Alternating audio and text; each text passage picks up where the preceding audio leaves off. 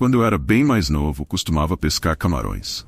Eu ia com meu primo ao rio para colocar algumas armadilhas feitas de varas e pedaços de pano para capturá-los.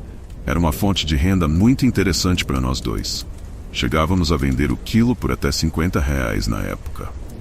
Hoje moro no Maranhão e quero contar algumas experiências paranormais que aconteceram comigo e com meu primo desde pequenos. Meu pai nos ensinou a fazer essas caixas de pano que colocávamos no rio. Não eram muito elaboradas, um simples quadrado com uma pequena abertura que era colocada contra a correnteza e prendia os camarões. Alguns conseguiam escapar, mas muitos ficavam presos. Em certas ocasiões, chegávamos a juntar 3 ou 4 quilos por dia. Normalmente vendíamos para a própria família ou amigos em comunidades próximas. Fazíamos isso quando íamos à casa dos meus avós. O lugar tinha um rio a menos de 10 minutos a pé. Então sempre aproveitávamos quando os visitávamos para ganhar um dinheiro extra. Lembro que houve um tempo em que fazíamos isso quase todos os fins de semana. O dinheiro que ganhávamos dava para sair para jantar com as meninas ou até comprar alguma coisa. Às vezes colocávamos as armadilhas durante a tarde ou até à noite. Meu pai dizia que era mais eficaz. A primeira experiência paranormal aconteceu comigo. Naquela ocasião, meu primo não pôde ir à casa dos meus avós, pois lhe surgiu um compromisso de última hora. Eu havia prometido ajudar meu avô com várias coisas, então não podia desistir. Cheguei lá por volta das 18 horas. A noite já estava caindo. Mesmo assim, aproveitei para fazer algumas armadilhas e colocá-las no rio. Meu avô, um pouco curioso, me disse que já era tarde e que seria melhor fazer isso de manhã. Respondi que não levaria muito tempo e queria aproveitar ao máximo, pois precisava do dinheiro. Peguei um saco e o enrolei em uma caixa improvisada. Fiz 2 no total. Avisei que voltaria em alguns minutos e comecei meu caminho. Desci a barroca, passando por um caminho cheio de árvores e plantas. Era um caminho branco que se abria no meio da natureza. Cheguei à margem, entrei no rio e subi alguns metros. Parei em uma pequena piscina natural, onde meu primo e eu sempre encontrávamos camarões. Eu tinha uma lanterna que coloquei entre o pescoço e o ombro, pressionando-a para que não caísse. Era minha única luz. Afundei a caixa e coloquei algumas pedras dentro. Verifiquei se estava bem presa e continuei. A água estava muito fria e, olhando para frente, só havia sombras. O rio à noite adquiria tons escuros, algo bem assustador para quem não está acostumado. E se somarmos o som da correnteza, piora tudo. O nível subia a cada passo, chegando um pouco acima da minha cintura. Parei no meio e pensei que aquele era um bom lugar. Procurei onde colocar a caixa. Fiz o mesmo procedimento e verifiquei se resistiria à correnteza. Nesse momento, lembro de quase derrubar a lanterna. Foi quando, de repente, percebi que havia alguém na minha frente. Quase caí para trás. Era um homem, ou pelo menos parecia ser. A luz da minha lanterna refletia em sua pele, que era muito branca. Eu não sabia quem era, nunca o tinha visto na vida. Sua pele era muito pálida, parecia que não tinha cor nenhuma, e ele estava completamente vestido de preto. Nem percebi como ele chegou até mim. Eu estava no meio do rio e não o ouvi se aproximar. Fiquei imóvel, sem saber o que dizer. Baixei a lanterna, mas mesmo assim, sua pele brilhava. Estou colocando algumas ciladas, disse nervoso. Foi a primeira coisa que me veio à cabeça. Para os camarões? Respondeu ele com uma voz muito aguda mesmo, parecia anormal, e eu me senti desconfortável. Você é daqui, filho? Ele me perguntou sem parar de me encarar. Seus olhos estavam fixos nos meus. Ele não se movia e parecia nem respirar. Sim, meus avós vivem aqui perto, respondi tenso. Você pode me dar um pouco de água? Ele perguntou com um sorriso quase imperceptível nos lábios. Eu não sabia o que dizer. A expressão em seu rosto me alertava que eu não podia recusar. Porém, eu não queria levar um estranho para casa. Meu avô ficaria furioso. Mesmo assim, com muita dúvida, o convidei. Fiquei parado no meio do rio, olhando para ele. Juro que não conseguia me mexer. Meus músculos não reagiam. Depois de alguns segundos, o convidei para me seguir. Desconfiado. Virei de costas para ele, olhei para trás, tentei me acalmar e continuei a caminhada. Só se passaram alguns segundos quando senti um peso horrível nas costas. Com isso quero dizer que foi como se uma pessoa tivesse subido em cima de mim. Surpreso, achando que o homem queria me atacar, virei-me, mas atrás de mim não havia nada além da escuridão da noite. O sujeito havia desaparecido. Mesmo assim, meus joelhos se dobraram. Sacudi as costas, mas o peso não ia embora. Era como se eu estivesse carregando um adulto. Esfreguei com as mãos várias vezes, tentando tirar o que quer que fosse que estivesse ali. Eu estava desesperado.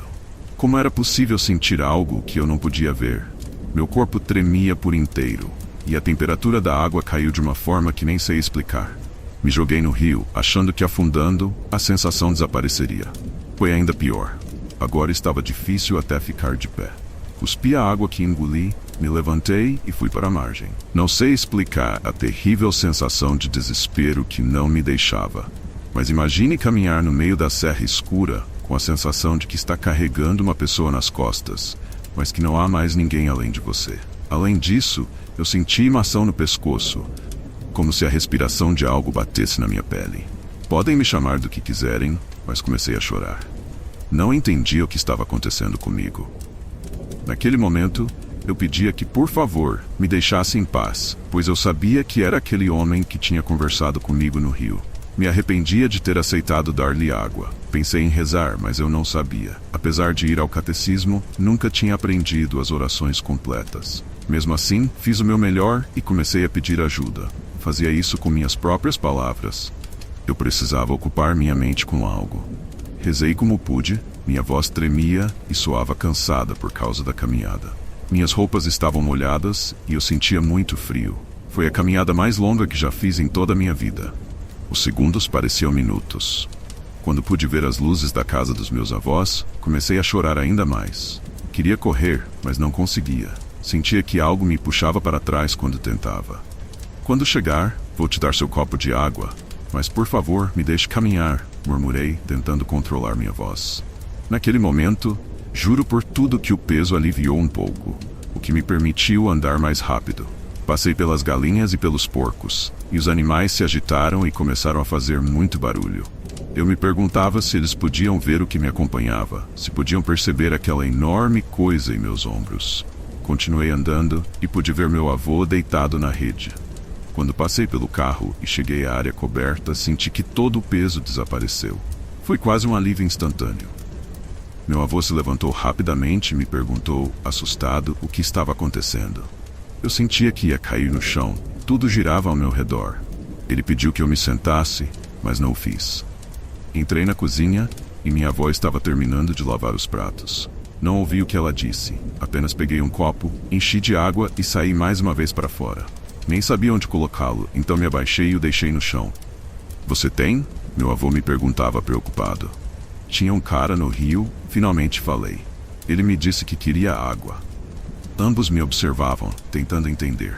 E onde está ele? Perguntou minha avó. Eu não conseguia organizar minhas ideias. Estava muito assustado. Não sabia como explicar ao meu cérebro o que tinha acontecido. É que não fazia sentido algum. Pedi a eles que entrássemos na casa. Achava que alguém estava me observando de longe. Quando finalmente consegui me acalmar, contei tudo o que aconteceu. Mesmo enquanto eu falava, soava difícil de acreditar, mas não era mentira, era real. O terror foi real. Minha avó pegou uma garrafa de vidro e me serviu em um copo. É água benta, tome rápido, ela ordenou. Eu obedeci, mas ainda assim me sentia tenso. Pelas expressões deles eu sabia que acreditavam em mim. Descrevi muito assustado como uma força me puxava, impedindo que eu andasse. Aquela noite fizemos um terço, e minha avó nos guiou em todo o processo. Quando terminamos, ela saiu e jogou água benta ao redor de todos os muros da casa, repetindo em voz alta o Pai Nosso. Meu avô não parava de me olhar e me fazia a mesma pergunta várias vezes. Ele queria saber como era o homem, como ele se parecia. Fiquei sentado no sofá a noite toda, olhando para o vazio, tentando esquecer o que senti, mas os calafrios me tomavam por completo. Nos meses que se seguiram a esse acontecimento, eu me assustava com qualquer coisa. Até mesmo o som da louça, ou quando alguém chegava de surpresa, me fazia pular. Tinha medo de que aquele ser tivesse me seguido. Eu ainda não entendo por que tinha esse pressentimento, mas sentia que algo dele havia ficado comigo.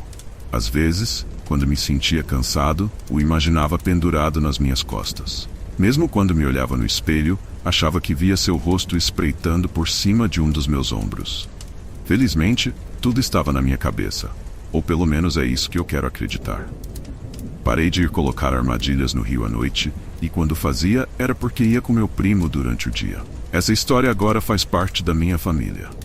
Sou conhecido como o primo ou o tio a quem algo de outro mundo subiu nas costas. Talvez hoje eu leve isso na zoeira, mas o terror que senti naquela noite é algo que jamais na minha vida espero voltar a experimentar. Eu ia contar a história do meu primo também, mas creio que meu relato já tenha ficado longo demais. Não quero tomar mais tempo. Geralmente não comento nos vídeos, mas caso queiram ouvir a história dele, irei trazê-la.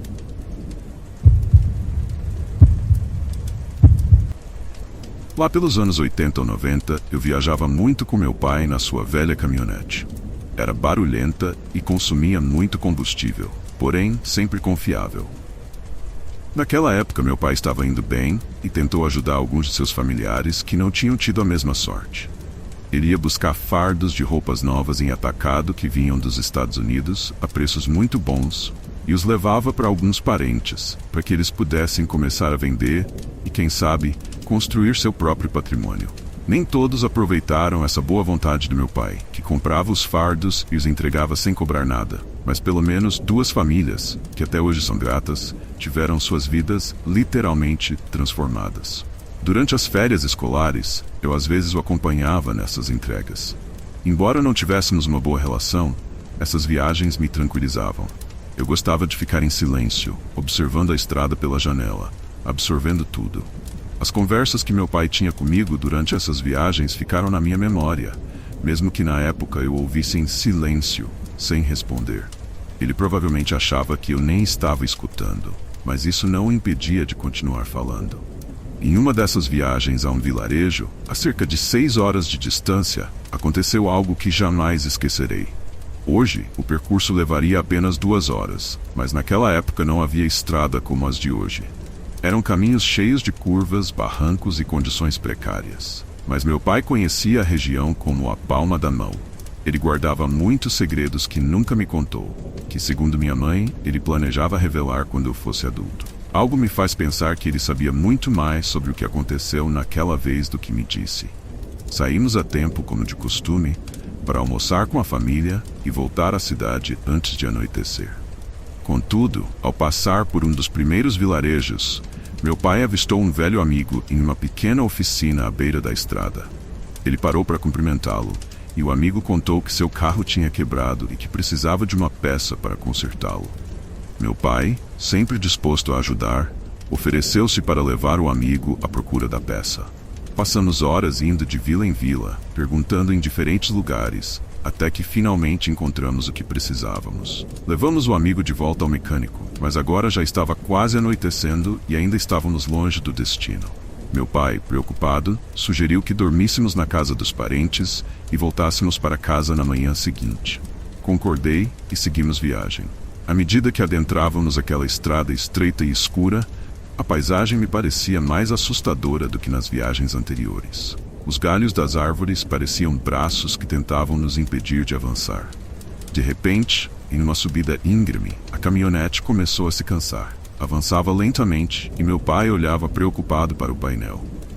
Eu tinha 10 anos, mas sabia que a temperatura do motor estava alta demais para continuarmos sem parar para esfriar. Paramos em um trecho estreito da estrada, com árvores e um barranco ao nosso lado. Quase não havia luz e o silêncio era total. Meu pai estava visivelmente preocupado com a estrada deserta. Ele destampou o radiador com cuidado para não nos queimar com vapor e esperou para encher com água. Foi quando ouvimos um som estranho, algo como um rugido que ecoou por toda a área, assustando pássaros que voaram em bando. Meu pai me puxou rapidamente para dentro da caminhonete e fechou as cortinas que ele havia adaptado para bloquear a luz do sol. Ficamos no escuro, apenas com a luz fraca da lua entrando por uma pequena fresta na janela traseira. O rugido soou novamente. Perguntei ao meu pai que animal poderia ser aquele, e ele apenas me disse para ter calma, que não era para eu me assustar. Minutos se passaram em silêncio, e apesar do medo, eu comecei a adormecer. Não sabia se era um urso ou um lobo, mas o som indicava que era algo muito grande. Porém, eu não estava apavorado. Sabia que assim que pudéssemos, seguiríamos adiante e aquilo nos deixaria em paz. De repente, fui acordado por algo. Não quis me mexer. Fingi que ainda estava dormindo, pois não queria enfrentar o que estava acontecendo. Senti como se algo tivesse subido na traseira da caminhonete, como se estivesse tentando olhar pela janela traseira, como se estivesse nos farejando. Fingi dormir e ouvi meu pai rezar baixinho. Em seguida, a caminhonete balançou e o que quer que fosse, desceu. Foi então que ouvi o som da maçaneta da porta sendo forçada. Por sorte, havíamos trancado as portas. O som de passos ao redor da caminhonete continuava e vi pelas frestas das cortinas algo grande caminhando em duas patas. Meu pai tremia de medo e eu não disse nada. Continuei fingindo que dormia. Iraque, eu sei que você está acordado, mas por favor continue assim. Você lembra como dirigir? Eu vou sair. Se eu não voltar, ligue a caminhonete e vá embora. Não importa se o motor aquecer, apenas vá sem abrir os olhos. Eu concordei, mesmo sem saber dirigir direito. Meu pai saiu da caminhonete e eu vi se ajoelhar na beira da estrada pela fresta da cortina. Vi uma sombra se aproximando. Era maior que meu pai. Não sei se era minha imaginação ou medo distorcendo minha percepção, mas o que vi foi um enorme lobo em duas patas, ou talvez um homem coberto de pelos. Meu pai voltou lentamente para a caminhonete, tremendo, e disse que podíamos ir. Assim que começamos a dirigir, outros carros surgiram na estrada, como se tivéssemos deixado a escuridão para trás. Chegamos à casa dos meus tios, e meu pai passou a noite conversando e rezando com eles. Nunca falamos sobre aquilo novamente, e até hoje, minha mãe também não quer falar sobre o que aconteceu.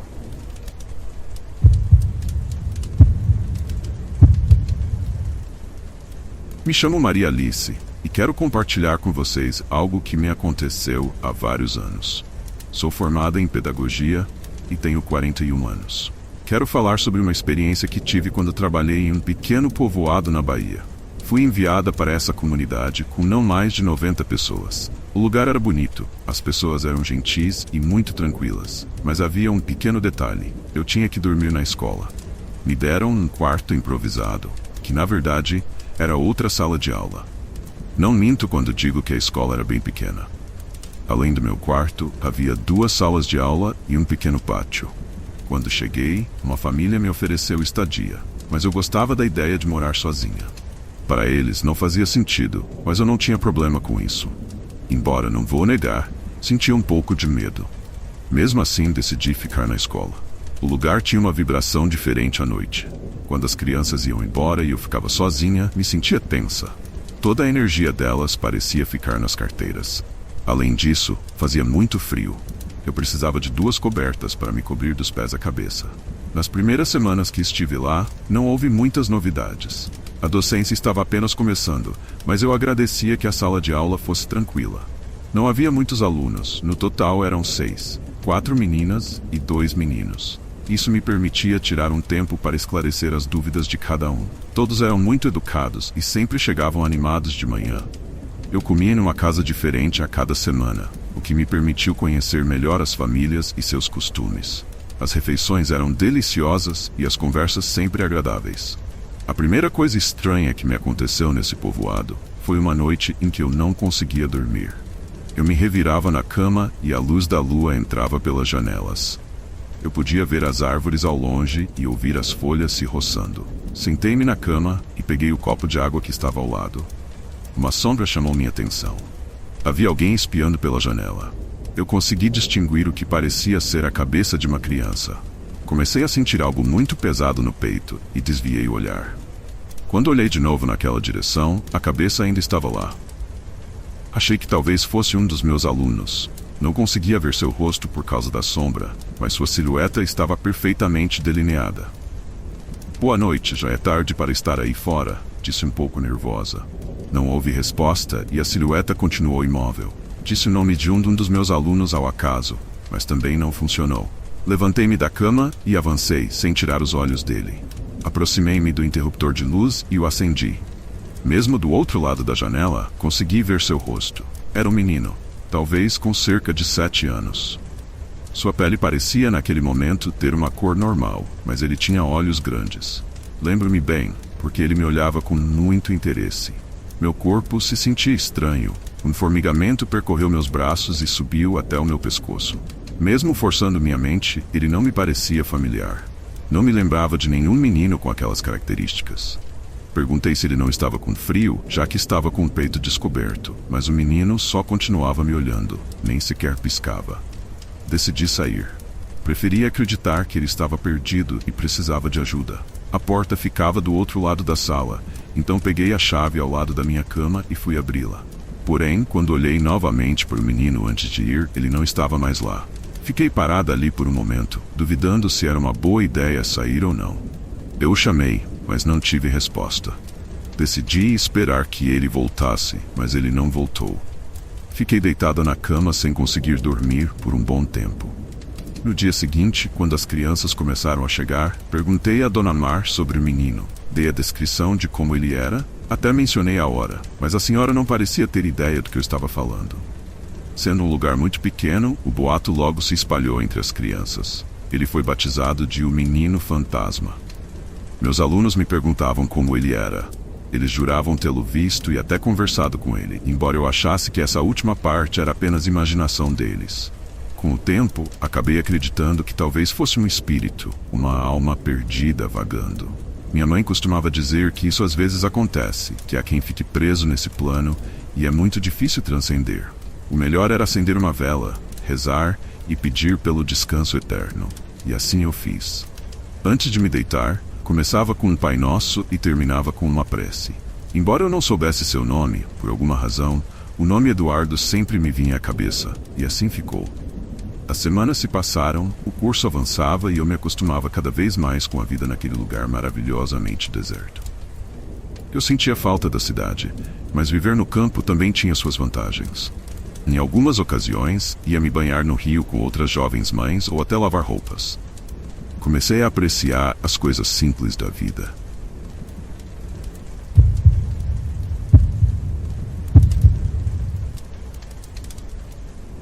Minha segunda experiência paranormal na escola foi completamente diferente. Lembro que naquela ocasião estávamos sem luz. Nos últimos dias vinha chovendo muito e era comum que a eletricidade caísse.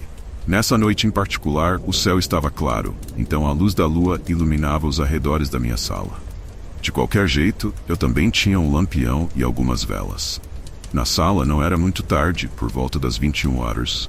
Ainda assim, como é comum em áreas como aquela, a maioria das pessoas já estava na cama ou dormindo. Eu fiquei acordado um pouco mais, pois estava com dificuldades para dormir. A chuva era relaxante, mas eu não conseguia ficar na cama. Estava na mesa ao lado da porta, preparando algumas aulas futuras no mimeógrafo e aproveitando o tempo, quando de repente ouvi um barulho ao meu lado. Alguém estava batendo na porta com muita força. Como era uma porta de metal, o som era ainda mais escandaloso. Levantei-me e perguntei quem era. Esperei ouvir uma resposta, mas nada. Só continuavam batendo. Me aproximei e fiz a mesma pergunta de novo. Desta vez, ouvi a voz de uma criança. Ele me pedia para abrir a porta, até me chamou pelo nome. Achei que pudesse ser um dos meus alunos, mas percebi que não estava com as chaves. Então saí da mesa e caminhei até minha cama. De lá, pude ver o exterior da sala. Bem na frente da porta vi que havia uma sombra em pé. Não era de uma criança. Era uma silhueta muito alta e parecia estar vestida com uma túnica escura. Era aquilo que estava batendo na minha porta. Não sei porquê, mas a primeira coisa que me veio à mente foram aquelas estátuas que vendem em barraquinhas. Senti meu corpo desmoronar, minhas pernas enfraqueceram e meu coração acelerou. Mais uma vez, ouvi a voz da criança. Ele insistia para que eu abrisse a porta, batendo cada vez mais forte. Os golpes ecoavam nas paredes da sala, mas não fazia sentido. A voz. Tentei me acalmar. Pensei que talvez ele estivesse acompanhado de um adulto. Com a voz nervosa, perguntei se havia mais alguém com ele, mas não houve resposta. Só um monte de batidas contra o metal. Me afastei e encostei minhas costas no quadro negro. Fechei os olhos e comecei a rezar. Queria apagar todas as velas ao meu redor, mas não conseguia me mover. Estava apavorada. Até hoje, tenho certeza de que era a voz de uma criança. Ouvi várias vezes e era muito clara. Não parecia uma imitação, era real. Abri os olhos levemente. A sombra se movia lentamente do outro lado. Era completamente escura, como se a luz não tocasse sua pele. Pensava que não, mas era óbvio que ela podia me ver, pois as luzes das velas me iluminavam. Repeti o Pai Nosso uma e outra vez, e não sei como, mas sabia que algo estava errado. A noite simplesmente estava mais silenciosa do que o normal. Não conseguia ouvir os grilos, nem o rio ao longe. A sombra deu algumas voltas ao redor do lugar, sempre com o rosto voltado para mim, até que lentamente foi embora e desapareceu entre as árvores. Como pude, corri e apaguei todas as velas. Fiquei completamente no escuro. Lentamente, me sentei num canto da sala e continuei rezando. Não consegui dormir naquela noite. Foi a primeira vez na vida que senti tanto medo. Assim que o sol nasceu, fui para os currais. Já havia vários homens tirando leite das vacas. Hesitei em me aproximar, mas no final o fiz. Falei com um senhor de talvez 40 anos na época, que estava ao lado. Eu o conhecia, seu filho era meu aluno. Comecei a fazer perguntas normais. Ele me respondeu tranquilamente, mas depois perguntou se eu estava bem. Eu parecia cansada, como se não tivesse dormido direito. É que na noite passada havia alguém fora da escola, disse, tentando não parecer histérica. Um tanto confuso, ele me perguntou se era alguém da vila. Respondi que não. Depois, esclareci que não consegui ver seu rosto, mas não achava que fosse alguém das redondezas. Mais uma vez, o boato se espalhou por toda parte, desta vez com um contexto mais assustador. Todos souberam daquela sombra de túnica escura. Até as pessoas mais velhas me garantiram que não era um bom presságio e que sua presença trazia más notícias. Um senhor mais velho se aproximou de mim e disse que seu irmão tinha visto algo semelhante. Foi muitos anos atrás, quando eram pequenos. Ele estava brincando entre os cavalos quando percebeu a figura à distância. Ela apenas caminhava lentamente ao longe. Infelizmente, ele faleceu poucos meses depois daquele incidente. O que ele me contou não ajudou em nada e até me deixou pior. Nem preciso dizer que não voltei a dormir na escola. Eles encheram minha cabeça de ideias e eu estava apavorada. Durante o restante da minha estadia, aceitei um quarto oferecido por um casal de idosos. Eles eram muito amáveis e me tratavam como uma neta. Honestamente, não me arrependo. O que não sei é o que aconteceu naquela noite. Aquela figura aterrorizante que batia na minha porta, ainda acredito que estava relacionada ao menino da primeira vez. Não acho que tenha sido uma coincidência. Ninguém mais voltou a ver aquela sombra, ou pelo menos, não durante o tempo que exerci meu trabalho lá. Fico aliviado ao pensar que ainda estou viva e que não foi mais do que um grande susto. Felizmente, não abri a porta.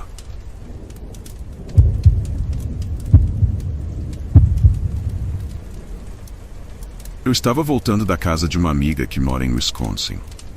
Moro nos arredores de Chicago, uma viagem de cerca de 5 horas, então decidi fazer tudo de uma vez. Não planejava sair tão tarde, mas algumas coisas fugiram do controle, e só peguei a estrada por volta das 20 horas. Bom, eu precisava estar em casa para trabalhar no dia seguinte, e tinha esquecido desse detalhe, então saí correndo. Devo mencionar para vocês que a maior parte do estado é plana, com muitas florestas no norte e pequenas cidades espalhadas. As maiores estão perto da fronteira, longe de onde eu estava. A casa da minha amiga ficava em uma dessas pequenas cidades. Logo que saí, já estava em estradas desertas no meio da floresta. Havia alguns carros aqui e ali, mas depois de 30 minutos e com o sol já posto, não havia mais nenhum carro à vista. Provavelmente passei 2 horas inteiras sem ver ninguém. A floresta plana e interminável em ambos os lados era tão repetitiva que começou a me dar sono. Eu estava dando de tudo para me manter acordada, mas por volta das 23 horas vi algo na estrada. Abri um pouco mais os olhos e percebi que era uma pessoa. Ela estava parada no acostamento, com o polegar levantado, claramente pedindo carona. Por algum motivo, o primeiro pensamento que me veio à mente foi que ter companhia no carro me ajudaria a ficar acordada. Instintivamente, comecei a diminuir a velocidade e, à medida que me aproximava, a pessoa começou a caminhar em direção ao meu carro. Abaixei o vidro, parei ao lado e agora vi que era um homem. Ei, só preciso de uma carona até a próxima cidade. Se você tiver um lugar sobrando, ficarei grato. Estava bem escuro e eu não conseguia ver muito dele, mas ele parecia cansado. Deixei-o entrar no banco de trás. Só quando comecei a sair, pensei no porquê de ele estar ali. Quero dizer, estar no meio da floresta à noite era bem estranho. Olhei pelo retrovisor e o homem estava olhando pela janela no banco de trás. Ele parecia ter uns 40 anos, com barba por fazer e cabelo raspado, mas não vi mochila ou qualquer coisa com ele. Ele me perguntou: "O que te trouxe até aqui?" Respondi que estava na casa de uma amiga durante o fim de semana e que estava voltando para Chicago. Então, Perguntei a ele a mesma coisa. Seu rosto sério se transformou em um sorriso forçado. Eu estava caminhando por uma trilha na floresta e me perdi. Achei a estrada e pensei que seria melhor pegar uma carona. Refleti sobre sua resposta por um momento. Eu não sabia de nenhuma trilha ou qualquer coisa naquela parte da floresta. Mas mesmo que houvesse, ele teria que ter vindo de carro até lá. Por que ele não mencionou isso? Ele não deveria querer que eu o levasse até o início da trilha em vez de para a cidade? Não sei. Eu estava mais acordada e consciente agora, e pensava na burrice que fiz em dar carona para uma pessoa estranha. De repente, o cara me disse para parar. Pediu que eu encostasse e o deixasse ali.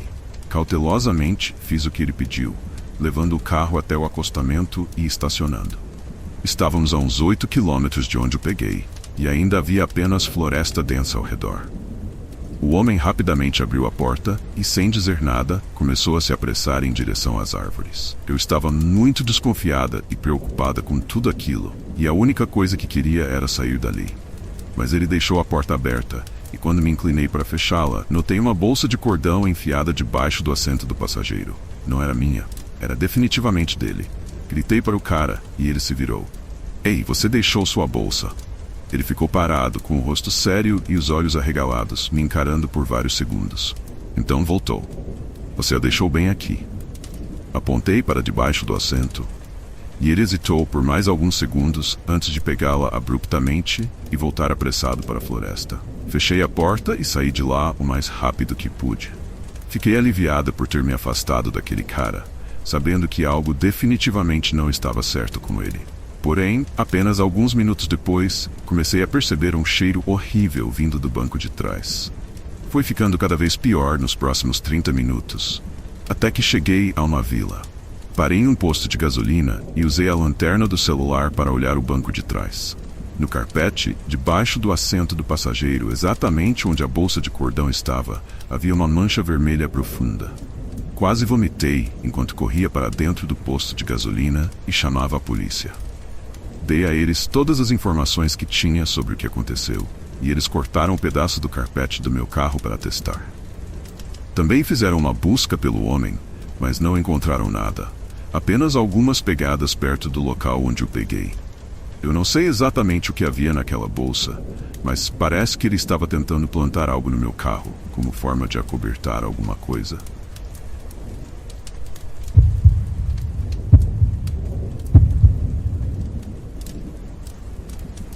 A cidade de Rio Branco era cercada por montanhas e florestas densas, cortada apenas por uma estrada esquecida, conhecida por poucos como a Estrada das Almas. Esse caminho tortuoso e estreito ligava Rio Branco a uma antiga vila chamada São Jorge. Durante anos, as lendas sobre a estrada eram contadas de geração em geração, sempre com um aviso claro: não viaje à noite. Diziam que o guardião da estrada, um espírito vingativo, vagava pela estrada à procura de almas desavisadas que ousassem cruzar seu caminho na escuridão. Felipe, um jovem jornalista cético, sempre achou essas histórias apenas superstição. Cresceu ouvindo os contos dos mais velhos sobre fantasmas e maldições, mas nunca se importou com isso.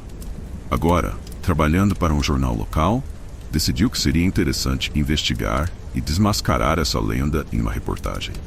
Queria provar que não passava de medo infundado. Assim, em uma tarde nublada, ele decidiu dirigir pela Estrada das Almas para conhecer o local, tirar algumas fotos e fazer anotações. Ao meio-dia, Felipe partiu. O céu estava encoberto, dando à paisagem um ar sombrio. A estrada era exatamente como descrita, estreita, com curvas fechadas e florestas fechadas de ambos os lados. As árvores se inclinavam sobre o caminho, bloqueando grande parte da luz do sol. Os galhos, retorcidos, contidos mãos, tentando agarrar os carros que ousavam passar por ali. Mas Felipe continuou dirigindo, animado com a aventura. Depois de uma hora de viagem, chegou à pequena vila de São Jorge, um local quase desabitado. Havia apenas algumas casas velhas, a maioria em ruínas, e uma igreja que parecia ter sido abandonada há décadas. Ele saiu do carro para tirar algumas fotos e conversar com os moradores que ainda restavam. No entanto, as poucas pessoas que encontraram não estavam interessadas em falar sobre a estrada. Vá embora antes do pôr do sol, foi o único conselho que um velho homem deu, com uma expressão nem. Felipe riu por dentro, mas agradeceu e voltou para o carro. Ele passou o restante da tarde explorando os arredores, mas não encontrou nada além de árvores e mais árvores. Quando percebi que o sol já estava se pondo, decidi que era hora de voltar para casa. É agora que a lenda começa a perder força, surgiu enquanto colocava as mãos no volante. Ele queria ver o que realmente acontecia naquele voo. A primeira meia hora da viagem de volta foi tranquila. A estrada, porém, parecia mais escura, com a neblina começando a se espalhar pelos caminhos tortuosos. A luz do farol do carro era a única coisa visível entre as árvores, que agora se erguiam como sombras ameaçadoras. Felipe aumentou o volume da rádio para afastar o desconforto crescente que sentia. Foi quando ouviu o primeiro som. Um gemido baixo e distante, quase abafado pelo motor do carro e a música da rádio. Pensei que fosse sua imaginação pregando peças, mas o gemido se repetiu. Felipe parou o carro no acostamento, desligou o rádio e baixou a janela. O silêncio era profundo, interrompido apenas pelo vento que balançava nas folhas das árvores. Ele esperou alguns segundos, tentando captar qualquer som estranho. Nada. Deve ter sido o vento, pensou, tentando enganar seu ranto. A estrada parecia se tornar cada vez mais estreita, e a neblina mais densa. À medida que avançava, começou a notar formas estranhas no meio da neblina. Sombras que se moviam entre as árvores como se algo ou alguém estivesse acompanhando seu carro. O coração de Felipe começou a bater mais rápido, mas ele tentou manter a calma.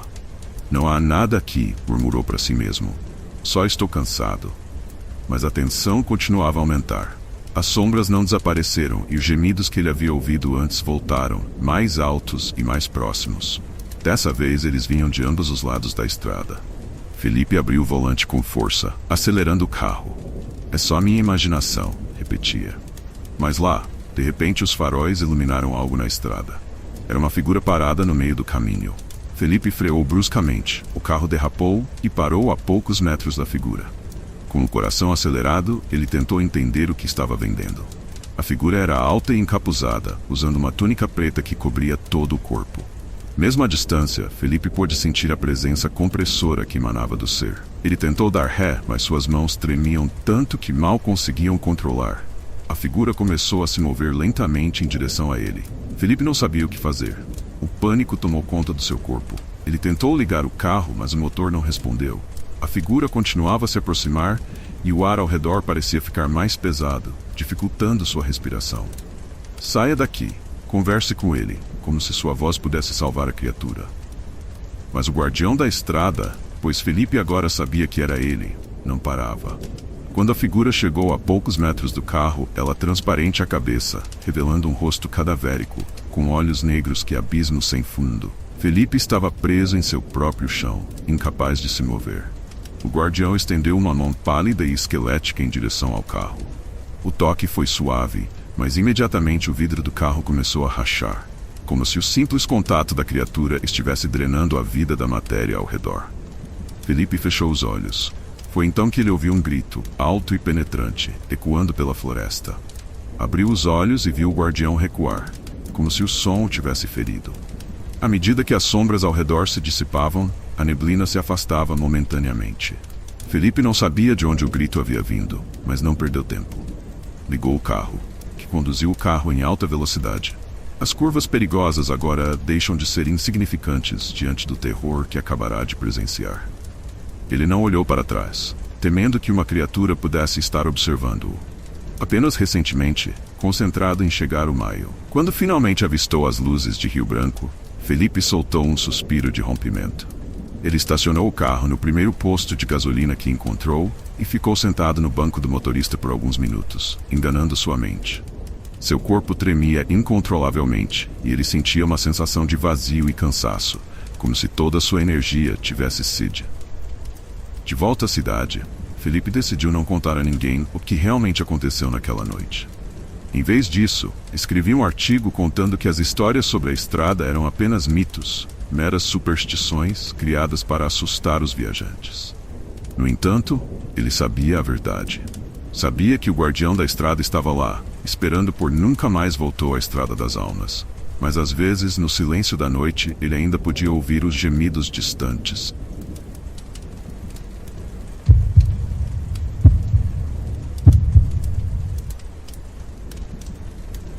Helena sempre soube que havia algo errado com a antiga mansão de sua família. Quando criança, seus pais a mantinham afastados da propriedade, dizendo que era perigoso brincar por lá. A propriedade, construída no século XIX e agora em ruínas, estava localizada no alto de uma colina, cercada por uma floresta densa.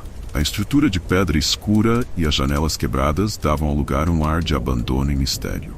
Aos 28 anos, Helena herdou a propriedade após a morte de sua avó, sendo a última descendente da família. Era uma herança inesperada, e ela nunca havia pensado que um dia seria dona daquele lugar. Seus pais ficaram morridos quando ela era muito jovem, e sua avó, embora afetuosa, nunca mencionou muito sobre a mansão ou a história sombria que a cercava. Helena não tinha interesse em viver em uma mansão isolada e velha, mas também não tinha onde morar depois de perder o emprego. Decidiu que iria até o local, arrumar o que pudesse e talvez vendê-lo para conseguir algum dinheiro. Ela sabia que seria uma tarefa difícil, mas estava decidida. Afinal, o que de pior poderia acontecer? Com as chaves antigas em mãos, ela chegou até a propriedade, atravessando as estradas desertas e sinuosas que levavam até a colina. O caminho era cercado por árvores tão altas e densas que bloqueavam a luz do sol, mergulhando a estrada em uma penumbra assustadora. Quando finalmente avistou a mansão, uma sensação estranha tomou conta dela. Era como se o ar fosse mais pesado e um calafrio percorresse sua espinha. A casa estava exatamente como se lembrava da infância, mas parecia ainda mais ameaçadora agora que estava ali sozinha. As portas de madeira estavam desgastadas pelo tempo, e a varanda frontal estava coberta de folhas secas e galhos caídos. Helena estacionou o carro e desceu, hesitante. Sentia como se estivesse sendo observado. Ao girar a chave na fechadura enferrujada, a porta se abriu com um rangido alto e lamentoso, como se a própria casa estivesse protestando contra sua entrada.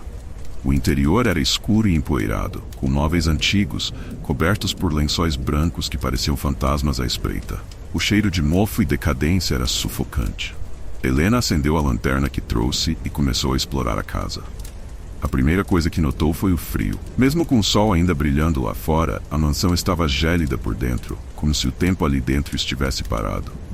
Cada passo que dava soava alto no silêncio absoluto, e o eco reverberava pelos corredores longos e estreitos. Havia algo de estranho naquele lugar. Apesar de ser o meio da tarde, as sombras são mais profundas, como se a luz natural tivesse dificuldade em penetrar nos cômodos. Helena tentou se enganar, convencendo-se de que tudo aquilo era apenas o resultado de anos de abandono. Ela tinha uma lista de reparos para verificar, e começar por algum lugar parecia a melhor maneira de manter a cabeça no lugar. A primeira parada foi na cozinha, que estava completamente desmoronada. Os armários caíram aos pedaços e o chão de madeira rangia sob seus pés. De repente ela ouviu um barulho, um leve sussurro, algo que vinha do fundo da casa. Ela congelou, seus olhos se movem rapidamente pela sala, tentando encontrar a origem do som. É só o vento, pensou. Mas o vento não faz sussurros. Helena sentiu seu coração disparar, mas decidiu investigar. Caminhou em direção ao som, que parecia estar vindo do andar de cima. Subiu a escada com passos cautelosos, a madeira velha rangendo sob o peso de seus pés. Quando chegou ao topo, o som cessou abruptamente. Ela olhou em volta, confusa, e foi quando notou algo que a fez prender a respiração. No final do corredor, havia uma porta entreaberta. Aquela porta levava ao quarto da sua avó, um cômodo que sempre fora proibido de entrar quando criança. A luz da tarde iluminava parcialmente o corredor, mas o quarto permanecia em completa escuridão, como se a luz se recusasse a atravessar o umbral. Helena hesitou. Uma parte dela queria voltar, sair daquela casa e nunca mais voltar. Mas algo a empurrava adiante, uma curiosidade mórbida que ela não poderia ignorar. Devagar, ela empurrou a porta que se abriu com um rangido agudo. O quarto estava empoeirado, mas ainda decorado como se sua avó nunca tivesse partido. O cheiro forte de mofo misturava-se a um perfume antigo e adocicado que parecia persistir no ar. No centro do quarto, sobre a cama, havia uma caixa de madeira antiga, pequena e esculpida com símbolos que Helena não reconhecia. A caixa parecia deslocada no ambiente, como se não pertencesse àquele lugar. Ao se aproximar, um arrepio percorreu sua espinha. Algo estava profundamente errado. A caixa parecia emanar uma presença sombria, quase viva. Helena hesitou por um momento, mas sua curiosidade foi mais forte. Com as mãos trêmulas, ela abriu a tampa da caixa. Dentro havia um pequeno espelho oval, emoldurado em prata escura. O vidro estava rachado, e Helena viu seu reflexo distorcido nele. A princípio parecia apenas um espelho velho, mas então algo chamou sua atenção. No reflexo atrás dela viu uma sombra. Uma figura alta e indistinta, parada no canto do quarto. Seu coração quase parou. Ela virou rapidamente, mas o quarto estava vazio. A respiração de Helena estava descompassada. "Estou vendo coisas", surgiu.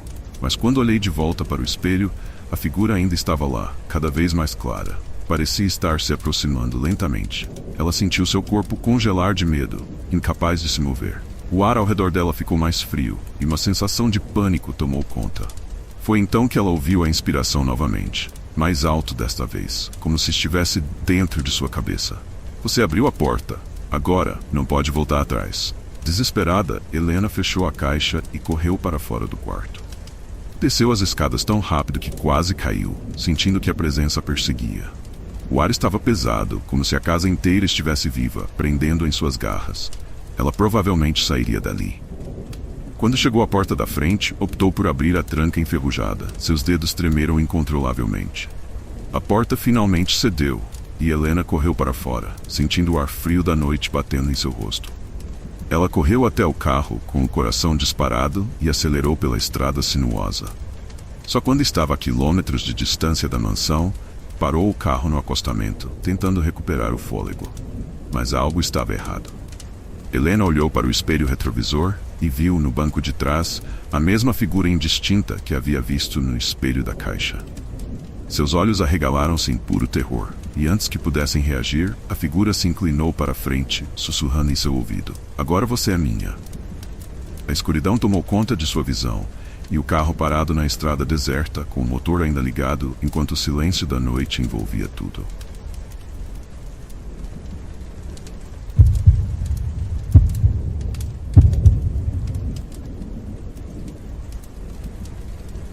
No coração das montanhas havia uma vila esquecida pelo tempo chamada Vila Morta. O nome, apesar de sinistro, parecia perigoso, pois quase ninguém se lembrava de sua existência. As poucas pessoas que sabiam de sua história contavam que há muitos anos algo horrível havia acontecido lá. Acreditava-se que os moradores foram misteriosamente deixando a vila desaparecer à mercê da floresta densa que lentamente começou a engoli-la. As casas de pedra caíram nas ruínas e o silêncio tomou conta do lugar, como se até os pássaros tiveram medo de cantar por lá. Eduardo sempre foi fascinado por mistérios e histórias esquecidas, e a Vila Morta era um dos enigmas que mais o intrigava. Ele era um arqueólogo amador, e depois de anos ouvindo rumores sobre o local, decidiu que finalmente iria explorar a vila. Munido de mapas antigos e algumas informações obtidas em arquivos empoeirados, ele reuniu o que primeiro e partiu em sua aventura solitária. A viagem foi longa. As estradas, quase inexistentes, eram esburacadas e cercadas por árvores tão altas que não deixavam de tocar o céu. A sensação de isolamento se intensificava a cada milha que avançava. Eduardo sentiu um leve desconforto, mas nada que pudesse dissuadi-lo de seu objetivo. Afinal, ele estava habituado a expedições em lugares remotos. No entanto, algo era diferente desta vez. A sensação de que não estava sozinho o acompanhava desde que entrou na estrada que levava à Vila Morta. Depois de horas de direção, ele finalmente avistou a entrada da vila. Era uma visão deprimente. Casas de pedra em ruínas, cobertas de musgo, com janelas quebradas que pareciam olhos vazios observando cada passo. As árvores cresceram ao redor e até dentro de algumas construções, tomando conta do que antes eram as ruas. O ar estava pesado e o silêncio era absoluto, quebrado apenas pelos próprios passos de Eduardo no chão de pedras soltas. Ele parou o carro na entrada da vila e pegou seu equipamento. O plano era passar algumas horas explorando e talvez encontrar pistas sobre o que realmente aconteceu com os moradores. À medida que caminhava pelas ruas desertas, ele começou a sentir uma pressão estranha no peito, como se o ar estivesse ficando mais denso. Tentou ignorar a sensação e as batidas em frente. As primeiras casas que ele explorou estavam vazias, sem nada além de escombros. Pedaços de móveis apodrecidos, pratos quebrados e roupas velhas jogadas pelos cantos. Era como se os moradores deixassem tudo para trás às pressas. Eduardo tirou fotos, fez anotações e continuou sua busca, mas algo o incomodava profundamente. Ele se sentiu distribuído. Não era apenas a sensação comum de se ter em lugares desconhecidos. Era algo mais. Parecia que havia olhos invisíveis em cada sombra, em cada janela quebrada. Conforme o sol começava a se pôr, a vila parecia ainda mais sombria.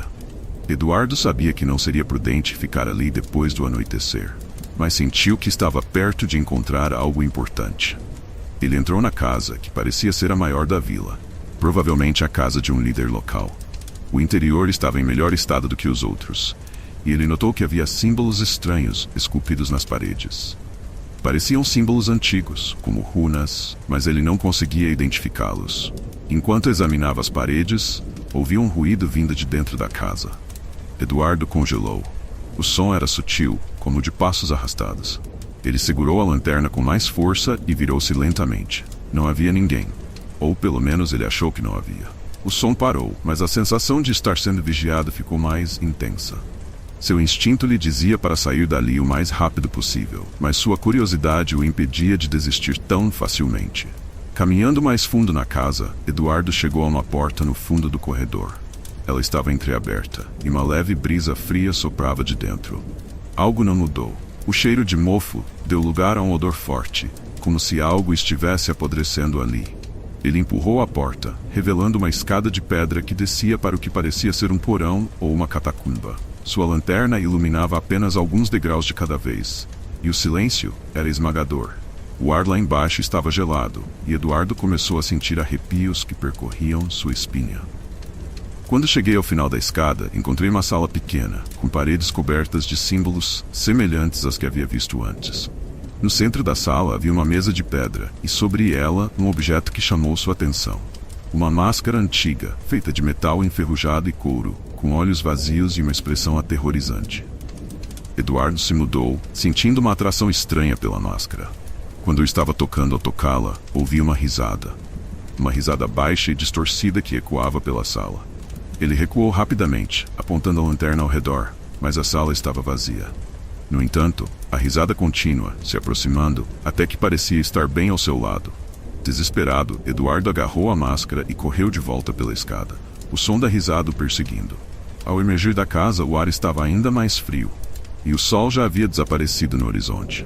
Ele correu para o carro ofegante com o coração disparado, mas quando chegou à porta, algo o fez parar. Olhando para o retrovisor, viu o reflexo da vila. Mas não era a vila em ruínas que ele havia explorado. Era uma visão distorcida, onde sombras se moviam entre as casas e formas humanas indistintas espreitavam das janelas.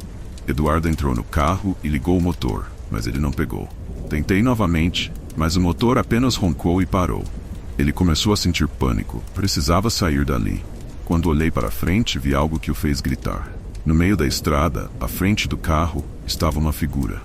Era um homem, ou pelo menos parecia ser, vestido com roupas antigas e cobertas de poeira. Seu rosto estava coberto pela máscara que Eduardo acabou de encontrar. A figura pediu a mão lentamente, apontando para ele, e de repente todo o carro foi feito por uma escuridão impenetrável.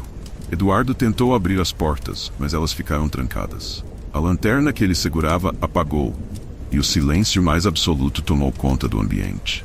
Ele ouviu a risada novamente, dessa vez mais alta, e sentiu uma presença ao seu lado. Algo tocou no ombro, e ele concordou, tentando se soltar, mas seu corpo ficou paralisado pelo terror. Então, uma voz sussurrada em seu ouvido. Você não deveria ter vindo. A escuridão ao seu redor parecia se mover, como se estivesse viva, e Eduardo começou a sentir algo apertando seu peito. Seu corpo começou a enfraquecer. Sua visão ficou turva, e a última coisa que viu antes de perder a consciência foi a máscara.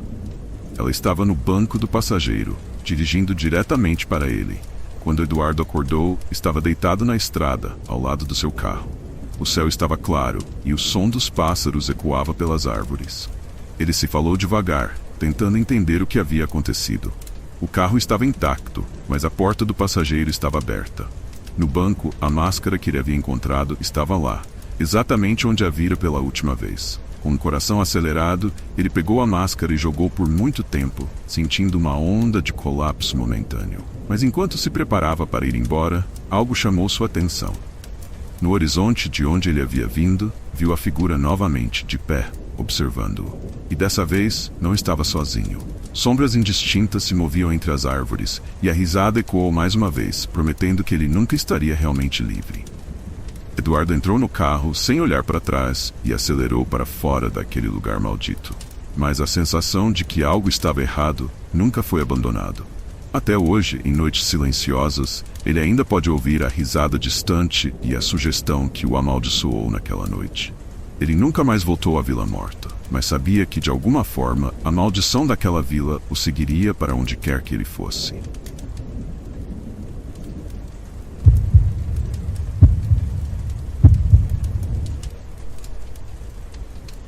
Quando Felipe e Ana decidiram se mudar para o interior, estavam buscando paz e tranquilidade. A vida na cidade havia se tornado insuportável, e eles desejavam um lugar onde poderiam criar a filha, Clara, em um ambiente mais calmo e saudável. Depois de meses procurando, encontrei uma casa antiga, porém charmosa, em uma pequena vila afastada. O preço era irresistível, e a vista das colinas ao redor parecia um sonho. A casa, construída no início do século XX, estava em bom estado, mas claramente havia sido negligenciada pelos antigos proprietários. As paredes estavam cobertas de poeira e musgo, e o jardim, outrora bem cuidado, agora estava invadido por ervas orgânicas. Nada, porém, que algumas semanas de reforma não puderam resolver. Felipe estava esquentado. Embora a casa precisasse de reparos, ele tinha um espírito prático e estava ansioso para transformar o lugar. Ana, por sua vez, estava um pouco apreensiva. Havia algo em casa que a incomodava, uma sensação estranha que ela não conseguia explicar. Mas, tentando enganar seus medos, convenceu-se de que era apenas o nervosismo de mudar para um lugar novo e isolado. Clara, com seus 5 anos de idade, parecia amar o lugar. Ela passa o tempo correndo pelo jardim e explorando os cantos mais remotos da casa. Em pouco tempo, começou a falar sobre seu novo amigo, alguém que ela chamava de Pedro. Ana e Felipe riram, achando que era apenas mais uma brincadeira imaginativa de criança. Clara contou que Pedro vivia nas paredes e que conversava com ela à noite, quando todos estavam dormindo. Pedro disse que a casa é dele também, disse Clara um dia à mesa do jantar com um sorriso inocente. Felipe riu. É mesmo? E onde ele mora? Nas paredes, respondeu Clara com um olhar sério. Ana sentiu um arrepio percorrer sua espinha, mas novamente convenceu-se de que era apenas imaginação fértil. Clara sempre teve amigos imaginários, e Ana não via razão para se preocupar. Contudo, à medida que os dias passavam, Clara começou a falar mais frequentemente sobre Pedro, descrevendo-o como um menino da sua idade, que usava roupas antigas e falava de maneira esquisita. Ana ficou intrigada, mas ainda relutava em dar importância. Foi em uma noite fria de outono, cerca de um mês após uma mudança, que as coisas começaram a se tornar estranhas. Felipe estava no escritório, terminando de revisar alguns documentos, enquanto Ana colocava Clara na cama. A pequena começou a se queixar de que Pedro era bravo e não queria que ela dormisse no quarto. "Por que ele está bravo, querida?" perguntou Ana, enquanto arrumava as cobertas.